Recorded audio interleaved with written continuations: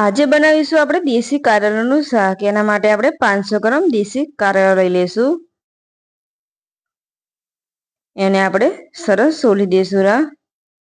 આ શાક ખાવામાં બહુ ટેસ્ટી લાગે છે, પણ આના ખાવાથી આના ફાયદા પણ બહુ જ સારા થાય છે. આ રીતના આપણે કારેલાને સોલી દઈશું. અને સોલતા થોડીક વાર થશે, પણ આ રીતના બધા કારેલા આપણે સોલી દેવાના.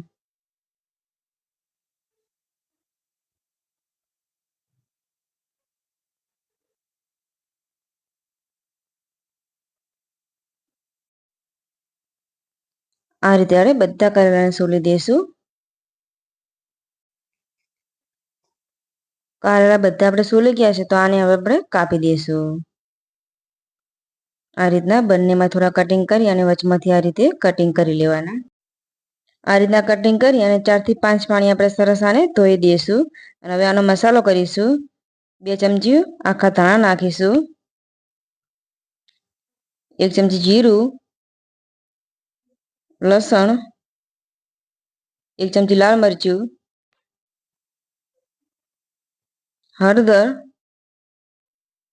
અને મીઠું નાખીને એને આપણે સરસ આને ખાંડી દઈશું. આ રીતનું આપણે ખાંડી દેવાનું. હવે આપણે તેલ ગરમ કરીશું. 2 ચમચા તેલ નાખીશું આમાં.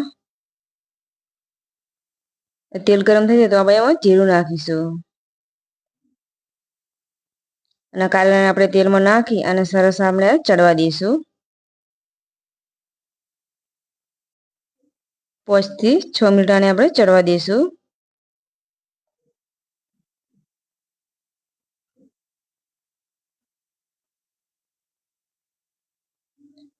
આ ચડી ગયું છે, તો આપણે હવે ચટણી જે બનાવીને નાખી હતી એ આમાં આપણે નાખી દઈશું અને સરસ આમાં મિક્સ કરી દેવાની.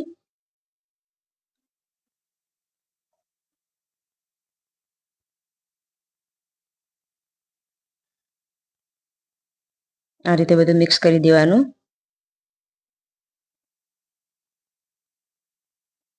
હવે આમાં આપણે થોડું પાણી નાખીશું, અડધો ગ્લાસ જેવું, અને મિક્સ કરી દઈશું.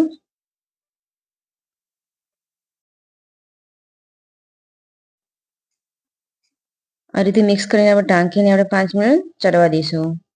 ગેસ એકદમ ધીમો રાખવાનો. હવે આને આપણે ઢાંકી દઈશું.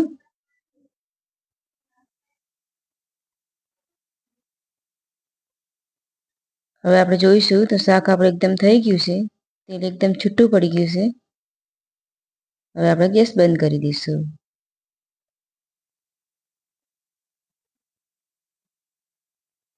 આપણે સર્વ કરીશું.